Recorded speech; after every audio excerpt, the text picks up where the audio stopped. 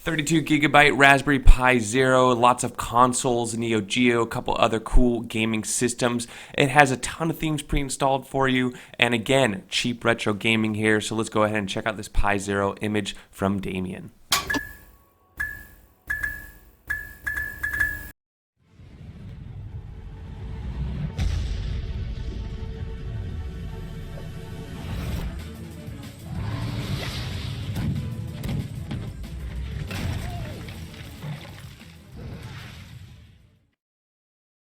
All right, so let's hit enter, configure input, yes. We're using A on the keyboard. I'm unplugging my keyboard. I'm now plugging in my Xbox 360 style. All right, generic Xbox, up, down, left, right, select, and okay. And here we are in Damien's 32 gigabyte Pi Zero image. I'm running this on a Samsung, not SanDisk. Plus. Let's go back here. Okay, we're on the main image. Image size 29.8 gigabytes, 32 billion and 10 million bytes. For those of you wanting to know if it'll fit on your SD card or not. Pi Zero, really, really cheap gaming. Something to know about this image is it does not have any arcade games, but it does have 7,026 games total, and it is rocking 1, 2, 3, 4, 5, 6, 7, 8, 9, like about 14 systems. And it says there's 17 themes pre-installed. So if we go over here to UI settings, we have Comic Book, Carbon, Flat Dark, Futura, Greenalicious, Hursty Blue, Kids, Maximus Pi, Retroroid, which is a Polaroid, Showcase, Steampunk, Sterling, Super Display, Tribute Trek, Tribute Star Wars, this is Star Trek, Star Wars, TV, and then back to Comic Book, which we were on. So that's cool. The reason why that's cool is there's no Ethernet port on the Raspberry Pi, and if you don't have the Raspberry Pi W, it's hard to get this thing on the internet. So, not having to go to Emulation Station Themes and downloading new themes is pretty cool. So just to show you, for those of you that are new, what is a theme? How does it change? Let's go to Greenalicious, or let's do, I haven't done Sterling, Super Display. I like Super, let's do Super Display.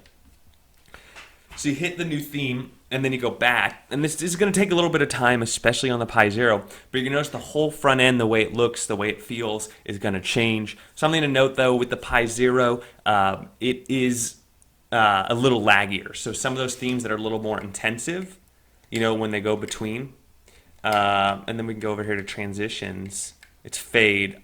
Instant is pretty good. Let's go to instant. So you can see it's more instant. Instant's the way to go. You don't want to fade. It's actually running this theme really well, though. So let's go ahead and go through these systems really quick. Starting with Sega CD, you got 15 games. SG-1000, 88. Super Nintendo, 981. Atari 2600, 633. 7800, 65. Atari Lynx, 82. Family Computer Disk System, 78. Game Gear 282, Game Boy 599, Game Boy Advance 871, Game Boy Color 581, Sega Master System 385, Sega Genesis not Mega Drive, which is cool, 818, Neo Geo 137, Nintendo 1081. So there's got to be some hacks in here, some games that you can't find everywhere. It's a lot of Nintendo. PC Engine 327, and then back to the Retropie setup. Within Retropie setup, it looks like you just have your standard tools in here. This is running Raspberry Pi version 4.3. You should be able to also run this on the Raspberry Pi 3, but there's so many other great images out there for the Raspberry Pi 3 that I wouldn't personally put this one on my top. This is his first Raspberry Pi Zero image, but so far it's looking pretty good. Let's go ahead and play like a Game Boy Advance so you could see the kind of lag and the kind of speed to expect from a Raspberry Pi Zero. The Raspberry Pi Zero is so nice because it's so cheap. You can, I've seen them as cheap as $3.14, but typically the average price, what you're going to find online, is about $10, where the Raspberry Pi 3 is about $35 or more. It's a little misleading though, because like the Raspberry Pi Zero, you still need to get a mini HDMI adapter or a mini HDMI cord. You need a power supply, things like that.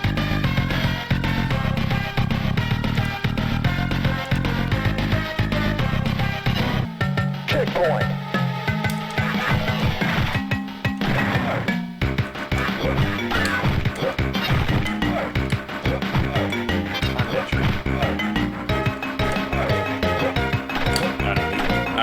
so that's running pretty good. You can go back. We can go ahead and play something a little more Sega CD.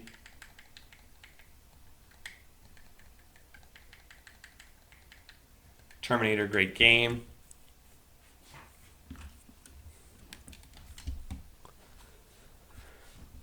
Wow, there's even some little loading screens on here. That's cool.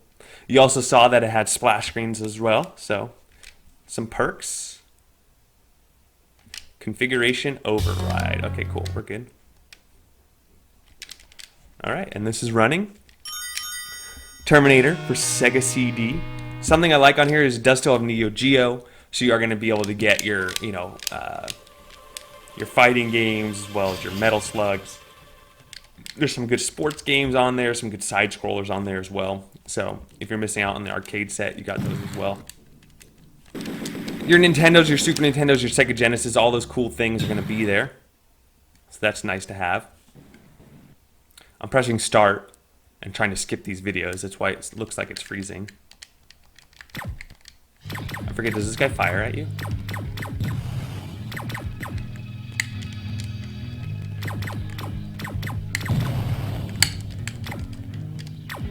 Oh shoot, I knew there was gunfire coming when he stopped. The old crouch and kill. Oh.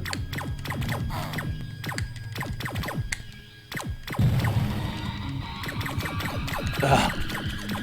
Can I duck over that? I don't think I can duck over that.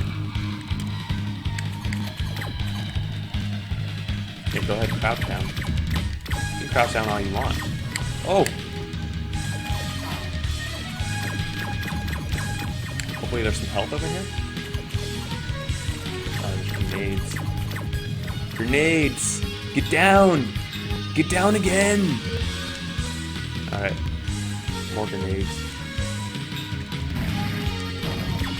Got them both.